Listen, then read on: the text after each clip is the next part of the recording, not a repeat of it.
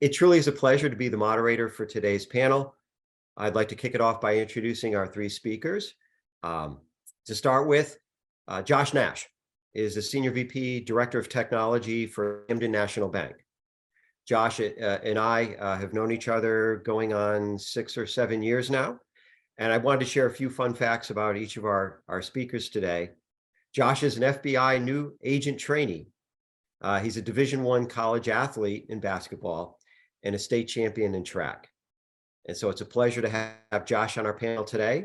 Second, I'd like to introduce Peter Love.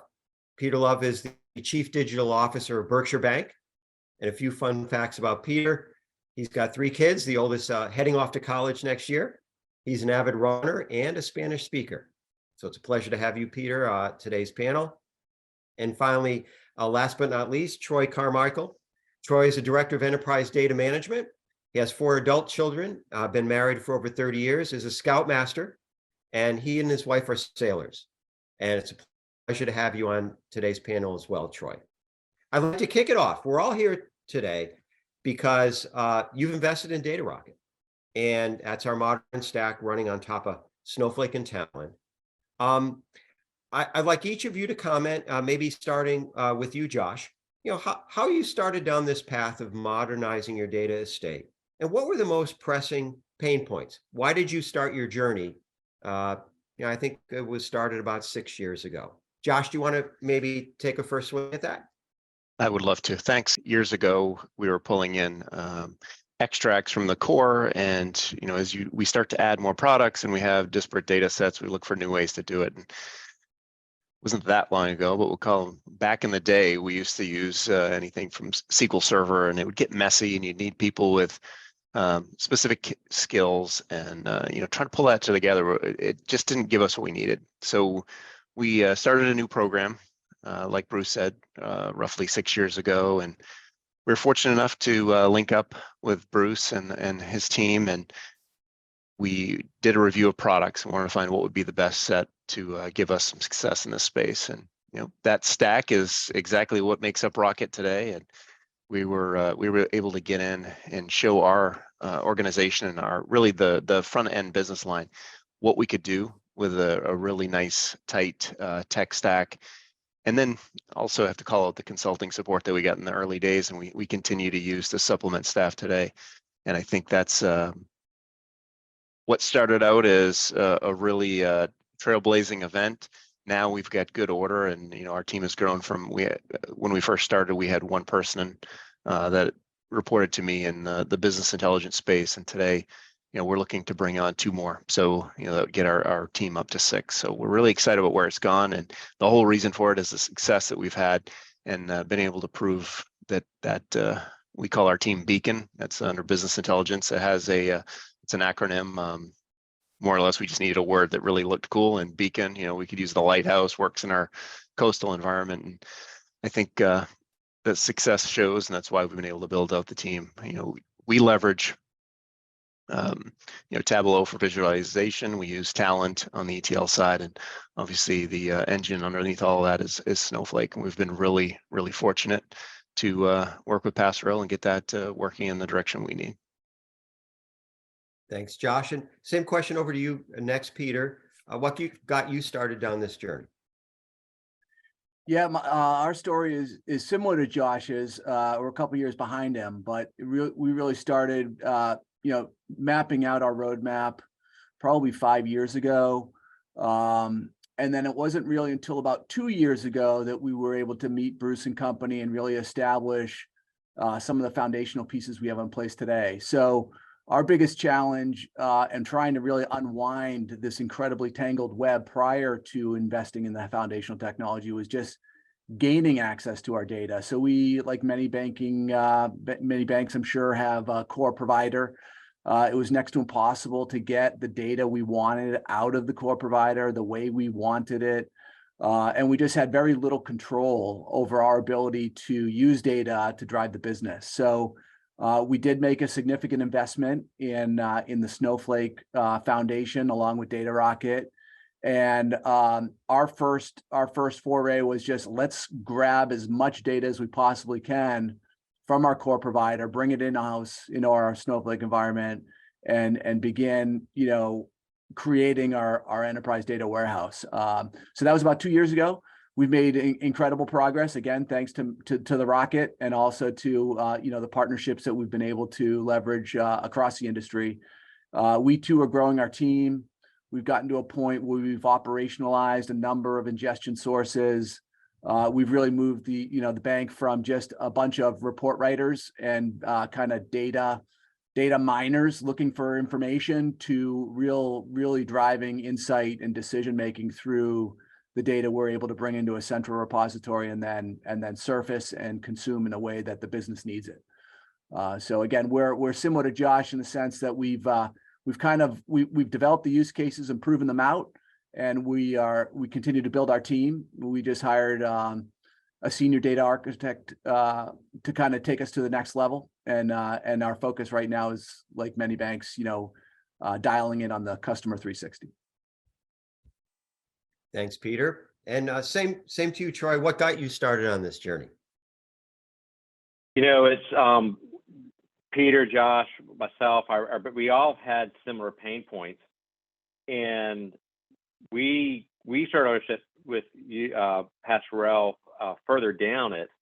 And so I'll highlight some of those things that have been very important for us. But about 8 years ago, they started going down the data warehouse route, all on-prem. And through a series of events a number of years ago, we started migrating off to the cloud, and had in the process developed something internal, similar with the Data Rocket. But the challenge that we had was the ability to really have something with another organization. This is ended up being Passerelle, that has a broader understanding, more customers, and really did not leave us in a lurch with just the ongoing things that we have turnover. Is very, very sophisticated to bring this data over. But even more important than the Data Rocket piece was the consulting and some of the strategic pieces that Passerelle was able to bring into some of our thinking that was still new to us. And I'll hit some of that, I know, a little bit later on in this webinar. But for us, we did not have any centralized data warehouse at the time. We had all the data sources, all the different things that you've already heard discussed. And then we had already started bringing that data into a centralized location. But the question that was creating our pain point, and where we started with Data Rocket, was we need to have that ingestion going on long-term, supportable, besides just our organization, to have other people who are using similar systems to be able to share that wealth of knowledge and the nuance of what we're doing. We have our core provider, we have all of our stuff that's not core, very different data sources coming in. We need to have it all together. And then the next questions will be, I'm sure about how do we use it and where we go. But that's where we were at the moment. And then Passerelle, you guys were able to start kind of helping us think about things beyond just where we were on ingestion. And that was really important for us. Thanks, Troy. Peter, I'd like to pose this question to you. What are the top challenges that Berkshire Bank and you see regional banks in general are facing today? And how is the platform you have addressing those challenges, helping you tackle what you see going on out there?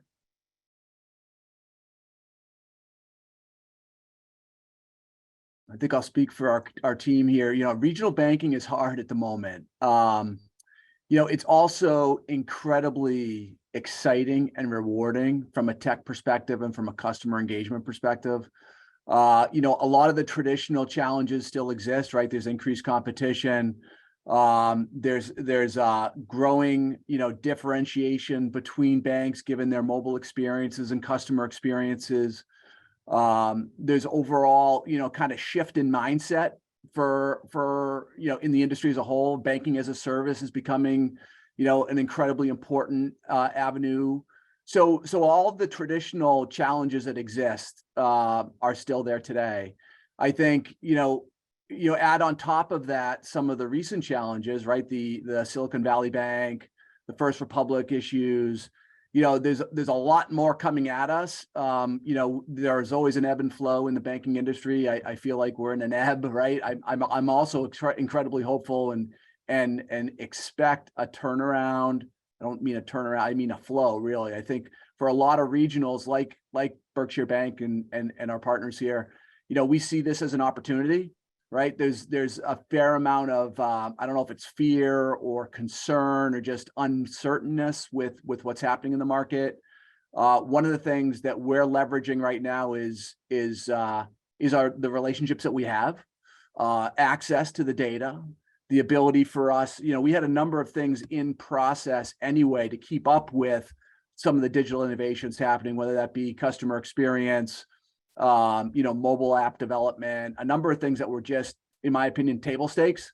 Now we add on top of it some of the uncertainty in the market, and what the data rocket and the Snowflake environment and our other ancillary, systems that make up our core foundational stack, they're allowing us to immediately turn insights around. With the recent Silicon Valley Bank, everybody's concerned about deposits and outflows, et cetera. Within 6 hours, we were able to run full data analysis on deposits, what was coming in, what was going out, where was it leaving from, who was taking it out. So we had incredible and dynamic insight, again, based on the stack that we have, and something that would have taken us days, if not weeks, to have cobbled together in our own SQL environment with Excel spreadsheets and data silos across the enterprise.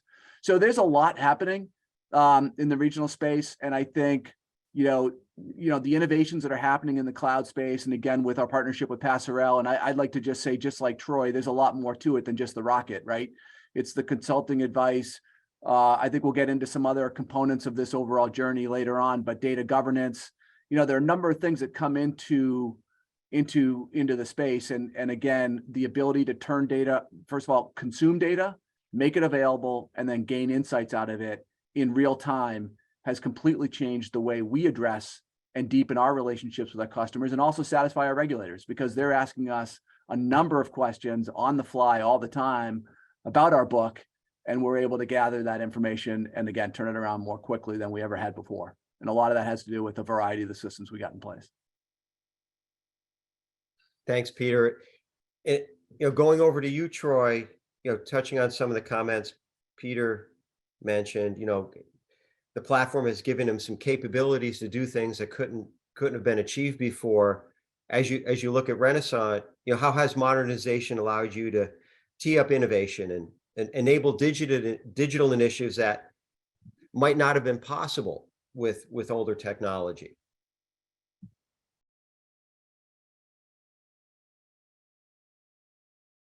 I'll probably elaborate later on in even more detail. Being able to get our data together has been able to, people are now able to see a fuller picture of the data. They're able to see, they can start combining stuff in core, stuff in off core, marketing. And there's a couple things that having modernized now is making available to us. I think one of the biggest things is I'm seeing now the ability for us to more easily compete with, national, supranational type banks, things that were not normally available to regional banks our size. We're now able to, because of Snowflake environment, because of what we're doing stuff with Talon, Data Rocket. But there are things now going on in the industry with being able to data share and pieces like that now this modernization has teed it up to where we can go in our regional market and compete in a way that was not possible beforehand. Markets, understanding us, understand our competitors, understand the people we're trying to reach, our services. The other thing, because we have, and because I'm not going to talk about this much later on, but one thing that's been neat for us that, Peter, that you referred to, was because we've done it in a very deliberate way, a lot of what I call the audit overhead monitoring costs has been reduced. So now anytime we get the audit request, stuff like that, there's a whole layer of complexity that used to be for us in other parts of the, when I've been in the industry in my career, that now it's just such a small part of what we're able to do. We're really be able to focus our energies now. This modernization has focused it to where we can focus most of our energies on the creative part, the part that we can do as competitive advantage that comes from, number one, our people, and then number two, the data, the way we've teed it up. And I'll talk more about that a little bit later on. Thanks, Troy. And turning over to you, Josh. As you look at must-haves, functionality that Camden National Bank must have to support the business needs coming your way. What comes to mind? Cloud-based, easily extensible, solving a particular problem.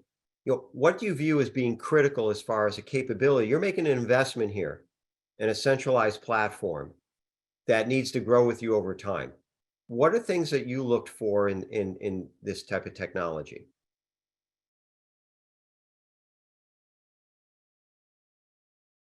Anytime you're looking at new technology, you want something that gives you an advantage. And whether you're small, medium, or a large bank, but especially for us in our market, we want to be able to respond rapidly. We have to be first to market with things. So we need something that's very flexible, allows us to work quickly.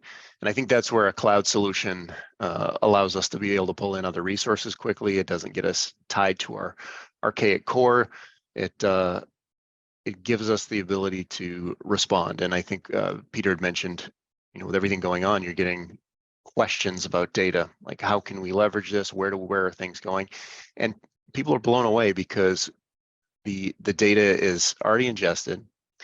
We're able to rapidly produce reports, schedule it, get it out into their hands and they can actually use it. So I think cloud-based is key. We need something that's modern technology because it's going to interact the way we want it to with the other systems.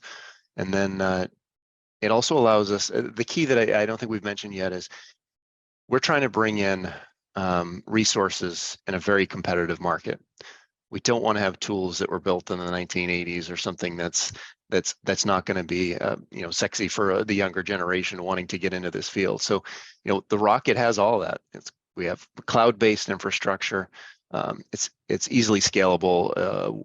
People are excited to work on the platform, and ultimately gets results. So I think when we look at it, checks all those boxes.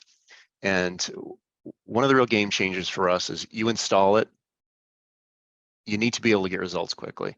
So on one end, we can build out the Rocket structure with all of the data marts that we want, but we can, while that's happening, we can give people results immediately. So it's kind of the best of both worlds. Down the road, we want something that's going to be as efficient as possible, but while we're migrating to it, we're still able to get data out there because there's no way, and I think you'd all agree, we can't say we'll be back in a year and then we'll have a really great system. In the meantime, you just need to sit back and wait. That's never going to work in our industry. So I think those are the must-haves. Thanks, Josh. Carolyn, I see a couple of questions have come in. Would you want to put one or two out there to the panel here? Sure. The first one, let's maybe do a roundtable with everyone here. What do you see as a critical capability to grow your business, and what service do you need to digitize next?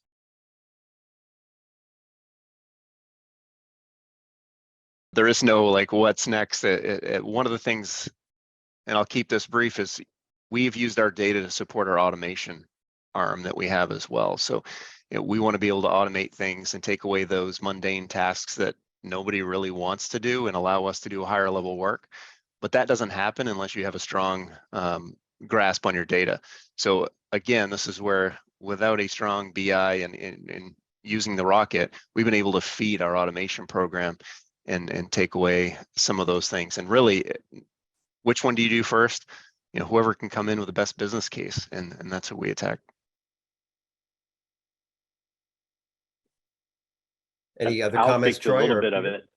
Yeah, I'll speak to. I know that because I'm anticipating some other questions coming through in a little bit. But one thing I will say is that digitizing next piece is really where do you have the passion in the business, the time on your staff, maybe the time on their staff.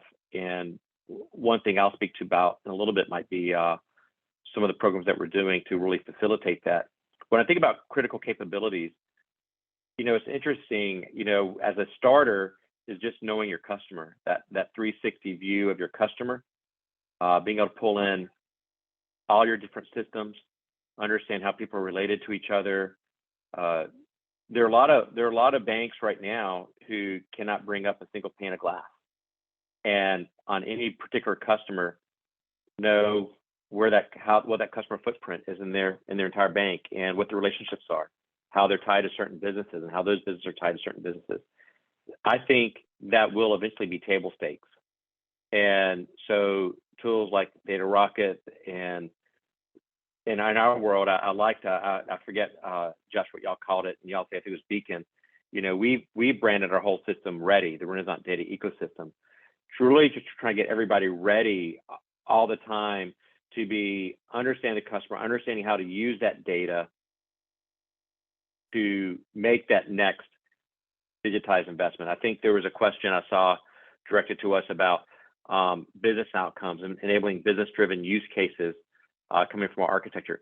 That's all part of having that visibility of that first of all, starting with that visibility of the customer. And then from there, if you open that ecosystem out to the business users, then they're going to start driving more and more use cases. And the best thing that we can do in our roles is to enable the people who are on those front lines. And that's not just the people who have customer contact. That could be people in any other organization that's not ours, to have the visibility to make those, because then they're going to start driving it, and they're going to be coming to us. And our goal is just basically to see if we can help them monetize this data. I mean, I see our roles oftentimes as more of a data monetization officer than anything else. We're trying to help them monetize it, and that's what that's what we're trying to do. And so for us, going back to their Passerelle relationship beyond the Data Rocket pieces, is there's other components that they've allowed us to save.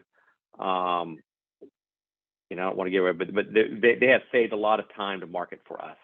And I feel because of that, and I know Peter and Josh, similarly, because relationship, that they have allowed us to jump farther ahead quicker than without them. Josh and Troy, I think you guys hit on a number of really important points there. I'll add just another dimension to it. I think, you know, as you mentioned, data obviously drives a lot of these decisions. I think, Troy, you were getting a little bit more into kind of some of the importance of process too, right? Understanding what we got to do, how we make sure we make the best business impact. I think those are all key pieces of our roadmap as well.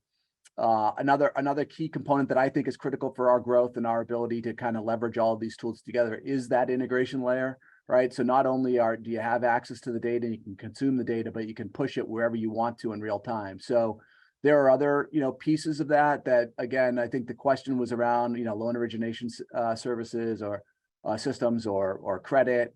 We consider ourselves, given the ability for us to become more independent and to control our own destiny, given some of these tools like Snowflake, the Rocket, and Talent, we're driving our own roadmap. So we're no longer beholden to the core provider. We're picking the partners we want to deal with, and we're integrating those systems however we want based on the priority of the business. So we want to do them all, just like Josh, right? Who's coming first with the best use case, with the best impact? And we're ready, given the infrastructure, to be able to tie these pieces together. So I think integration is a key piece and is critical to leveraging the assets we've been able to ingest in Snowflake. But you got to make sure you can get them to the right place, and all the better if you can do it real time. And I do want to mention that we too have an acronym, BEST, which I just want to make sure I get out there, because cool and so and I don't want to say we are the best, but it is Berkshire's exciting strategic transformation, and that includes a lot of the things we're talking about today. That's right. And Peter, sticking with you for the moment on BEST, if you were to step into a magical time machine and go speak to younger Peter before you started the modernization effort, what would you tell younger Peter to do or not do?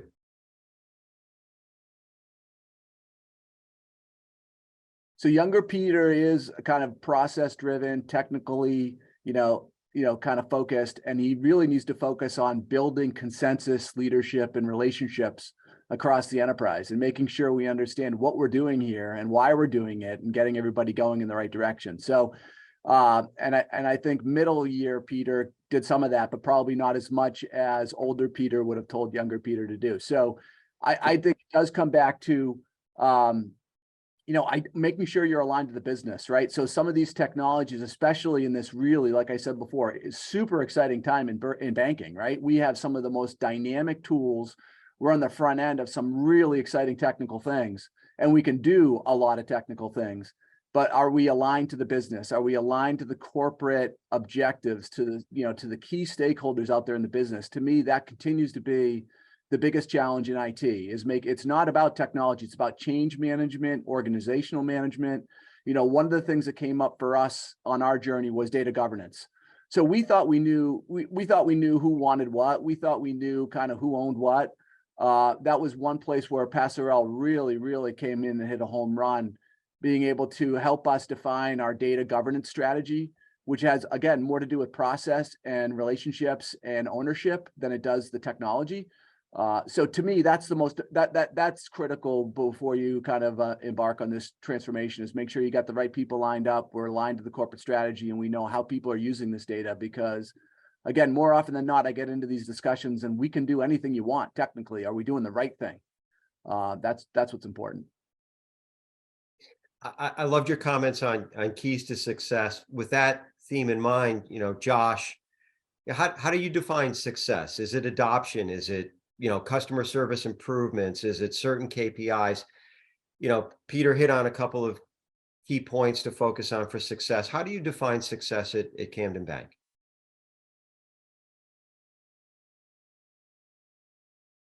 I think there's a couple of things, and it does start with, first, you've got to be able to get people on board, and that's building the relationships, because if people don't want what you're selling, then it doesn't really matter. The other part is getting your team on board to what your plan is. So you've got to build a consensus within your team. You've got to build that consensus with the people that you're working with. And then you have to make sure that you're supporting what your customers need. And that's being able to report and gauge success with your board. So, for us, it was a journey to get all of those pieces in place. I think the technology it's not easy from a technical perspective, but Passerelle does a really nice job of implementing it and pushing that along. It's then getting everybody on the same page, because for us, the first thought is, I would like these reports. And my team's thinking, we've got all these great tools, there's so much we can do, and you want a simple report. Well, that's on us to sell what we can actually produce. So that's been the journey, is this is what we can give you. You're asking for this, but if we did it, what if we gave you this and we automated it? Would that help? So it's kind of bringing them along for the ride. And then what we finally come to is just a scorecard. How do we hold ourselves accountable? And then what is the value that we bring back to the bank? So that's been kind of the evolution for us. And how do we score, or how do we mark success? And so now that we have these metrics that we provide every month, we know if we're doing what we're expected, because those metrics are coming from, from me to my team, to my executive, and then to the board. So there's accountability all along the way. And swinging over to you, Troy, along the same theme of success, what would you consider, looking back, some of your greatest successes at Renaissance? I know you've certainly been able, I like the term you used, SVOT, single version of the truth, assembling that data that's trusted, and then, encouraging adoption across the org, and, being perceived as a data leader. And what are your thoughts on success? What have you achieved? How have you approached, driving success for Renaissance Bank, which often expands beyond just your one particular role, but really is touching a lot of people across the org? Yeah, that's a great question. Success is definitely a team sport here. It has to be. If you look at kind of what a traditional role of a chief data analytics officer, we really have three different people who kind of share those various responsibilities, and we've operated very open-handed, no room for politics. And as I listen to Peter and Josh, I realize they're just, each of us have our own personalities and our own very technical abilities that we just, when it comes down to leadership, we have to first of all understand that we're just very different. I think the greatest success for us where we are now, you start talking about that single version of truth. We chose single version because we didn't want there to be a single source. We say there's at least a version of truth. Is from that we were able to build that true single pane of glass for our customers. And and while that, and it's pretty sexy, right? You get, or giggle factor when people see that 360 view of what it is, but really what that represents a lot of other things, a lot of knowledge of how that data translates. And then I noticed in that poll at the very beginning, there like the most popular was like governance. I think there's stuff on enterprise data warehouse, and then AI, ML, cloud. On the governance, yeah. So what was interesting about this is governance. We have a view of minimum viable bureaucracy, MVB, and it's got to be in place so that it's useful but doesn't crush the system. And as the larger we grow, the more that we naturally have to have. One thing I really appreciated with Passerelle is, of course, they can come in and with nothing, no assets, they've got a strategic plan. We already had some assets in place. We were very well united in a lot of things that we had already chosen. What was great from a governance standpoint, some of those things that they were able to take their strategy and still work with certain, sometimes you have incumbents in your own company already and work and build those. And for us, I think that success, first of all, that critical capability of that 360. I think the other success we have is within that whole world of data literacy. Within us, we call the whole thing the Renaissance data ecosystem and help people get ready so that we encourage adoption throughout the whole organization. We say, look, we will give you keys to drive this thing. We'll even teach you how to drive this thing. We want you to take your specialized knowledge and drive using this data from where you are. We'll make it safe to where you can't destroy anything.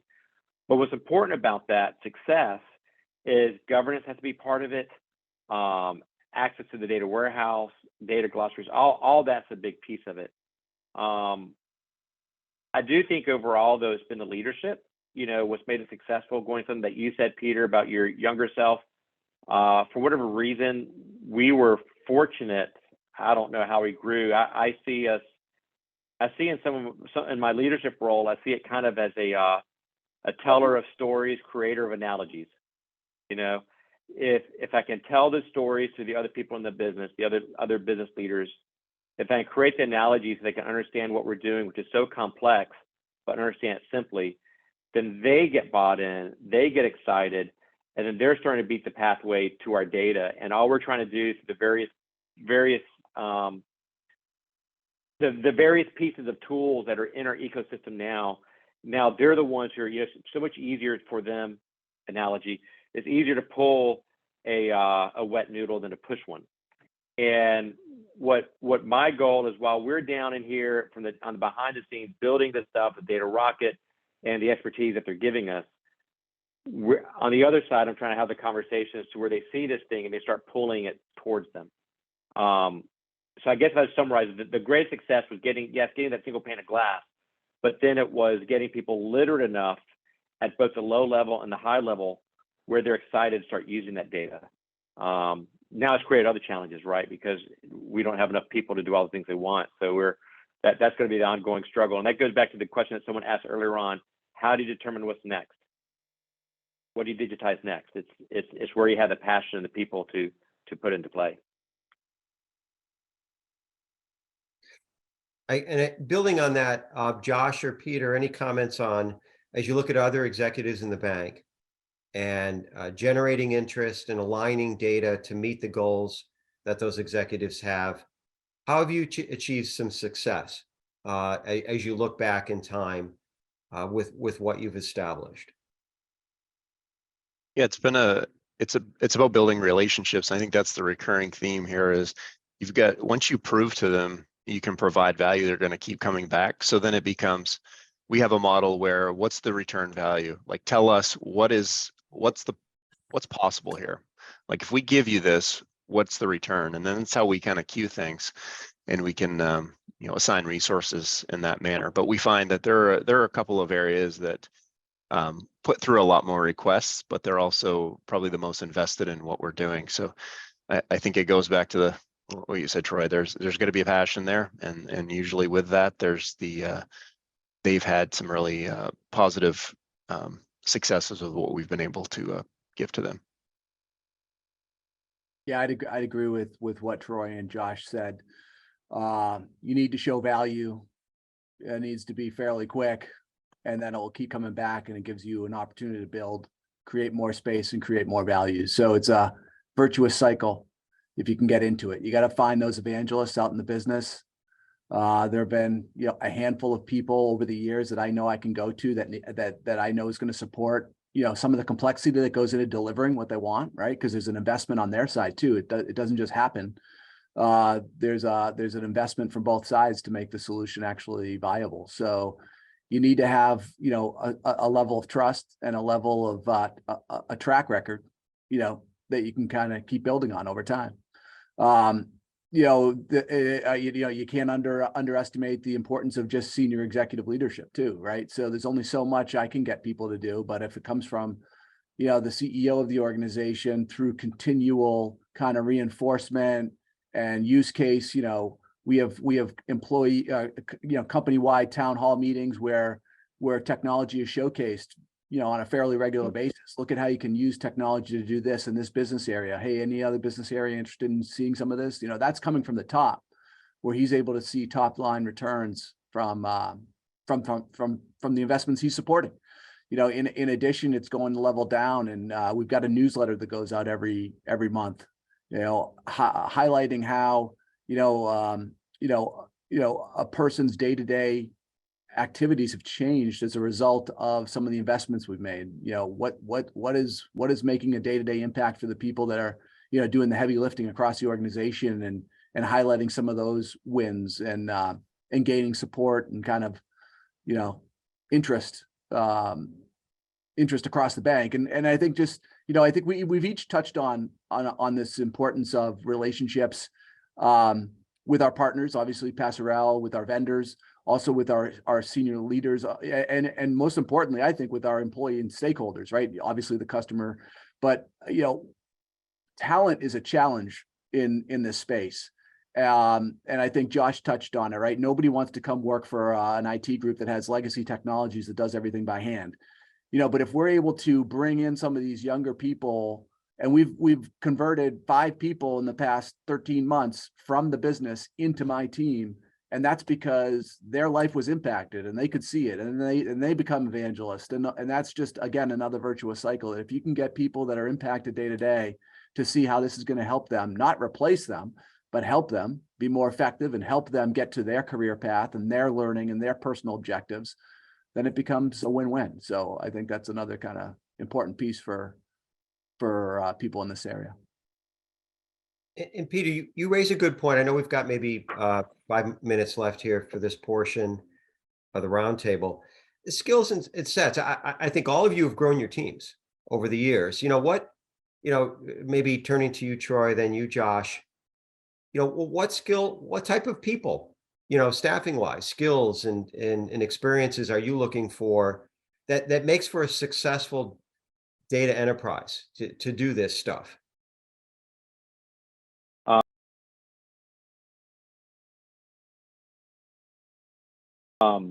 Don't tell anybody. This is a secret.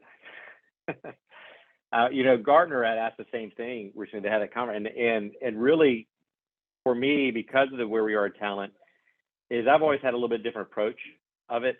And Peter, I love how you said you converted, people from the business to come over into your world, and we have people doing that both directions. That's one of my goals. My goal is either keep them in place in the business and teach them, or the other way around, because that's so important. And since you can't necessarily hire that, because the reason why I'm not nervous, the reason why Peter and Josh not nervous to share some of the stuff that we're sharing, about competitive advantage, that we also know that the other things that we have, our culture and people is the most important, our personal data is the second. So we know that we're not really, we're helping people, but we also, there's certain things that can't be duplicated. For me, on that talent piece, I've always hired for curiosity. The person, we intentionally sometimes take them through interview process and try to get them to where they don't know the answer. But give them enough that if they're really curious, they're probably not going to be able to resist. And 5 or 10 minutes later, they're going to come back and say, hey, I know I blew the interview, but what did such and such mean? And that to me is a winner, because if you're going to be in the data industry, someone else asked, I forget how you worded in the Q&A about what role is technology going to play in the future. I think that until we realize that we as technologists have a very big value to the business to bring to the business, and can help through our relationships and leadership help them recognize that we have that value to bring, then in that case, when we can do that, that is the role we're going to play, and it becomes from curiosity and wanting to be co-innovators with them. And in the banking industry, we don't, because we're very low risk. So it's a very interesting dance between want to bring in new and yet manage the risk. But anyway, bottom line is I hire for curiosity. That's it. I like that. I'll remember that, Troy. And, final closing comment, Josh, before we turn over to the nonprofit discussion. Same question. What do you look for in hiring to make sure the right people are in place for success? We look for a couple of things. One is just balance. We have a mix of folks that are very highly analytical. They really evaluate, but sometimes they get in they cycle and they're still trying to figure out perfection. So we try to mix in some people that are just doers. So you put those two together and you get a pretty good team. But we also do a lot of hiring from within. So I have the technology team underneath me as well. So I will steal from one area and move them over to the data team if they've got the chops for it. So that's worked out really well. Some of my operational managers may not like it, but I think it gives people that they know the infrastructure, they know how the organization works, and it's a natural fit. So I think for all of us, you like to hire from within where you can, but you always want to sprinkle in some outside talent to bring new ideas and new skills. So I don't know, there's not a perfect recipe, but we're always trying to make it a little bit better. Well, thank you, Josh. And thank you, Troy. Thank you, Peter, for this section of the panel.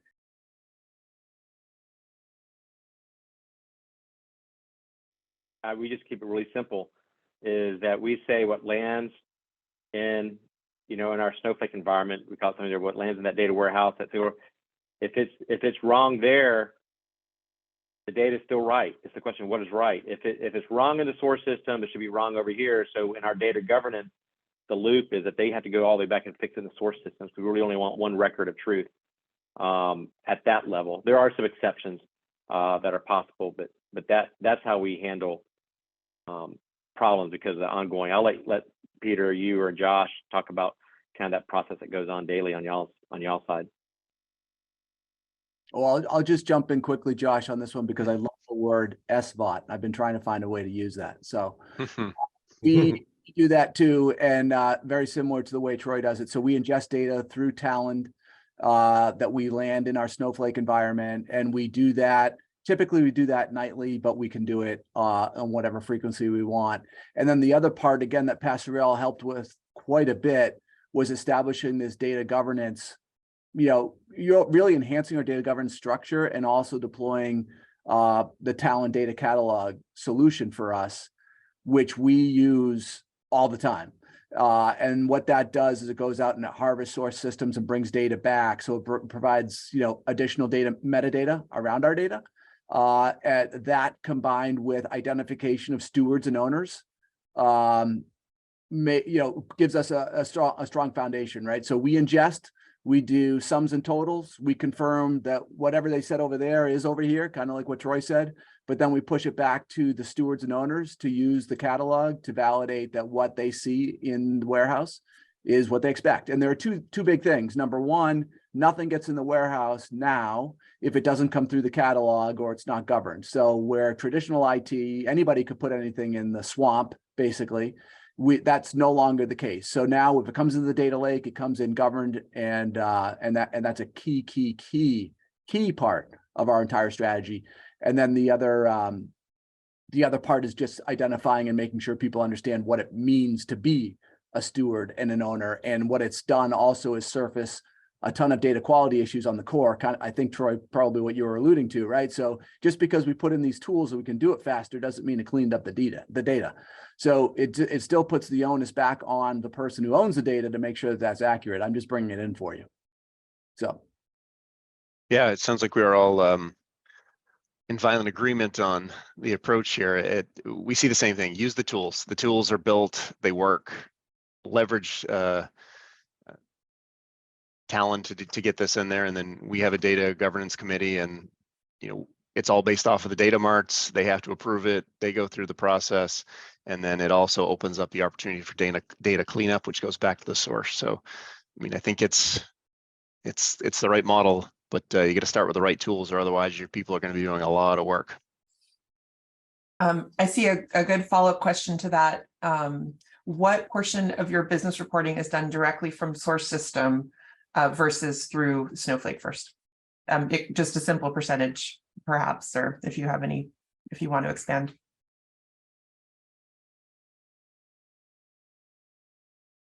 I mean, I hate to keep on talking. I'll tell you what we do, and it sounds like we're probably all going to do the same thing. We have a pretty much strategy and reporting is also a misnomer because there's a lot of things that's considered reporting. So the way we slice it up is if it's within the same system, if it's core reporting and you're in the core system, there's probably not a whole lot of need to talk to our side that's in Snowflake and the ready. You start taking that core data and tying it to other pieces of the data and other pieces of the data, then we have it really simple. You have your data warehouse, you have your curated data, which we call the single version of truth. It's the integration layer that Passerelle's put together. And then the reporting side is that curated reporting.